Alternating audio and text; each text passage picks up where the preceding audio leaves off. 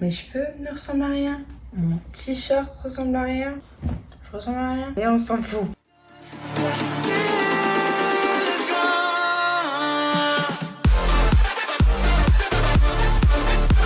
Hello les Dreamers, j'espère que vous allez tous très bien. Aujourd'hui on se retrouve dans une nouvelle vidéo. Je sais même pas comment je vais l'appeler encore cette vidéo. On va dans des friperies, plus on change les habits, je refais ma garde-robe pour l'été. En vrai, je sais pas. Ah oui, et aussi, j'aimerais tellement qu'on réussisse à faire ce défi de 40 000 abonnés. Ce serait juste incroyable. Ce serait un défi fou si vous êtes capable de le réaliser. Si vous voulez vous abonner, c'est comme vous voulez. Ça ferait énormément plaisir. Et si on n'arrive pas à atteindre ce défi, bah écoutez, c'est pas grave. Je serais toujours aussi contente d'avoir une communauté comme vous. Aujourd'hui, je vais faire pas mal de choses dans cette vidéo que j'adore, que vous adorez, je pense aussi. Tout d'abord, nous allons aller dans des friperies. Déjà, c'est éco-responsable. On sauve la planète. Pas qu'on sauve la planète, parce que non, on achète quand même des habits. C'est pas cher. 2, ça détruit pas notre porte-monnaie. Et 3, c'est fun. Et ensuite, je vais vous faire un haul de tout ce que j'ai acheté. Ensuite, après, je vais vous montrer des petits DIY qui m'aillent mieux, etc. Trêve de blabla, on n'aime pas trop les introductions trop longues. Allez, let's go. Aujourd'hui, nous sommes mercredi. Et nous allons faire 3 tours dans Formula One. Vas-y, éclate-toi. Ah ouais, carré. Ok. Enfin, on va aller dans des thrift stores. Très hâte. Un truc très important, c'est avoir une liste. Comme ça, vous n'êtes pas submergé par les choix quand vous allez dans des friperies. Je veux des knitted tops, je veux des jeans, des oversized tees et des jupes plated.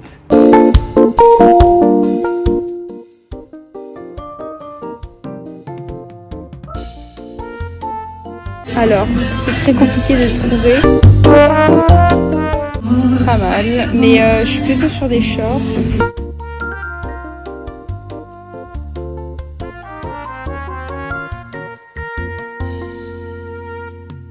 Pas mal. Il y a des trucs spéciaux, ça c'est sûr. Hein. C'est 4 $. Ça c'est mignon mais un peu kitsch. Enfin, il y a tellement de shorts. Comme vous pouvez voir, il y a plein de choix de shorts. C'est pour ça que c'est très compliqué de trouver le short parfait. Et donc il faut regarder tout. Ça va. Oh mon dieu. Donc vraiment, regardez dans chacun. Ce que je vous recommande aussi si vous allez dans des friperies, tout d'abord c'est d'y aller pendant la semaine. Parce que forcément il y a moins de monde et du coup vous avez plus de chances de trouver des meilleurs produits. J'ai trouvé ce top, très joli, mais on va l'essayer. Bon, j'aime pas trop en fait. J'essaye de garder en tête ce que j'ai dans ma liste. Je sais pas.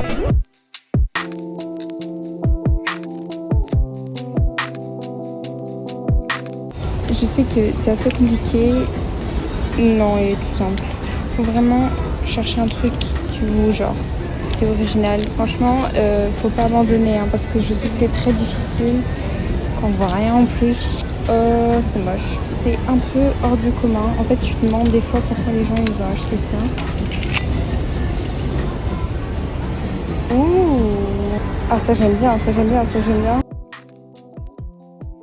Le 3e thrift store. Attention à la police. C'est définitivement le plus grand. On attaque. Bon, c'est spécial. Franchement, c'est compliqué de trouver un truc quand tout. Regardez, tout ça. J'ai trouvé ça, mais je suis pas sûre s'il me va.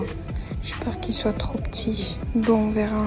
Je ne sais pas si vous avez remarqué, mais il y a pas mal, beaucoup même, de cargo pants. Vous savez, ceux avec les sortes de rayures texturées là. Bah, je sais pas pourquoi j'en ai pas pris ou essayé. Enfin, j'étais pas tentée. Enfin, je comprends pas trop pourquoi maintenant en fait celle-là, parce que là j'en vois des pas mal. Je suis assez folle pour avoir essayé un pantalon. Ah mais si. Et en fait face à la caméra je remarque, bah en fait il est pas si moche que ça. Là nous sommes dans le dernier thrift store, il y a personne. Si on en achète un c'est $6,90 et 2 $9,90. Comme vous pouvez voir, c'est un peu mieux rangé, c'est des habits de meilleure qualité et c'est du coup un peu plus cher. Il y a plus des robes et il y a plus de marques comme Pull&Bear et tout. C'est super la mode ça. Sympa.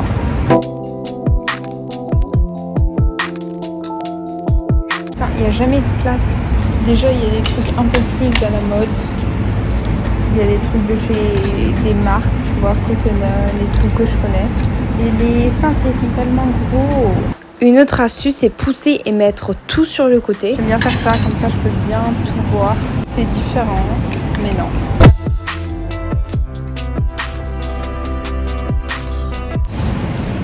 Je crois que c'était des 2 levis. Ce qui est bien, c'est qu'il n'y a personne. Du coup, personne ne peut me juger.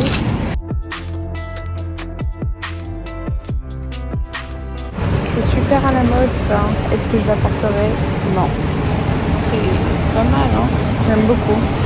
Je vais vous présenter le contestant number 1. Le candidat numéro 2. Non, une blouse. Candidat numéro 3. Nous allons les essayer. Vous en pensez quoi? Je ne sais pas, je suis mitigée. C'est bon, j'ai fini, j'ai acheté plein de choses. On se retrouve pour faire un haul. Nous sommes le jour d'après. Aujourd'hui, je vais vous faire mon haul de tout ce que j'ai acheté. Franchement, je suis super contente. C'était super réussi. Maintenant, il faut juste les essayer pour voir s'ils me font vraiment bien. Alors, quand vous allez dans des friperies, il faut toujours nettoyer vos habits avant de les essayer. Parce qu'on ne sait pas trop ce qui s'est passé. En plus, avec la période de maintenant, tous les habits ici sont propres. On commence par une jupe comme ceci, je la trouvais magnifique, le motif était super inspirant et je trouvais que ça faisait très été. Il y a un détail aussi comme ça, malheureusement c'est une L, mais j'ai aussi pensé à ma mère qui pourrait la prendre. Il faut juste aussi un peu la resserrer parce qu'elle est un peu grande. Elle vient de chez Zara Woman originellement. Voilà, comme ceci, je l'ai eu à 4,80 $. Je sais que cette jupe elle est beaucoup trop grande pour moi, elle n'est pas pour moi. Le détail très joli sur le côté. Si elle m'allait, elle serait comme ceci. Elle va là. J'ai aussi trouvé cette chemise. C'est pas du tout ce que je prendrais d'habitude, mais je me suis dit, sortons de notre zone de confort, je vais essayer un nouveau truc. Pour l'été, c'est vraiment parfait. Quand je l'ai acheté, j'avais remarqué, elle était toute nouvelle. Il y avait l'étiquette et tout, mais pareil, ils la vendaient à 4,80 $. Bon, le matériel est un petit peu bizarre, mais franchement, ça va. Par-dessus un maillot. Ah, ça aime beaucoup, ça fait très vacances. Très fun, comme ça déjà ça va très bien ensemble et tout. Fermée, je la ferai, on dirait notre prof d'SPC qui porte des chemises bizarres. Vous allez à la plage et que vous avez la flemme de porter votre t-shirt, genre je trouve que ça va parfaitement par dessus. Contente aussi de celui-ci.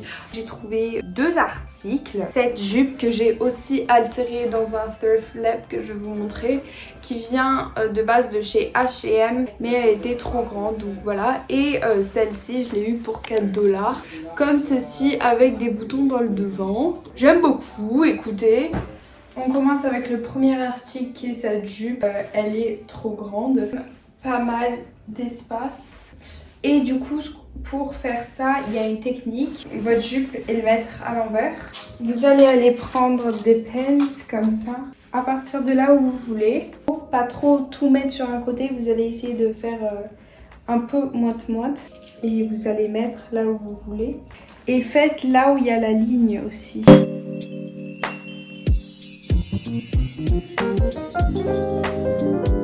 C'est bon, elle ressemble plus à quelque chose. Donc vous allez prendre un crayon à papier. On a là, donc on trace un trait. On va à partir de là, il faut qu'on parte de cet endroit-là et aller dessiner. Il est très important que ces deux soient bien alignés le plus possible. Moi j'ai choisi du fil blanc.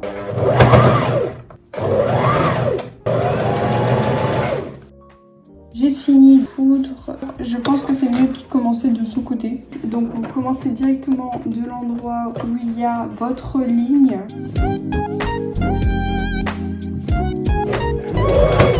Et voilà.